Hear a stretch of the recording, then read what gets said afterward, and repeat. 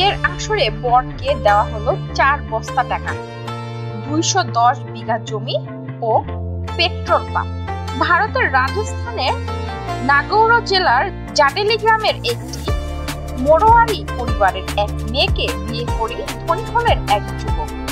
বিয়ে উপলক্ষে পাত্রকে ভারতীয় মুদ্রায় প্রায় 16 কোটি টাকার যৌতুক দিল পাত্রীর পরিবার। উপহারের তালিকায় কি ছিল তাও বিয়ের অনুষ্ঠানে মাইকে ঘোষণা করে দেওয়া হয়।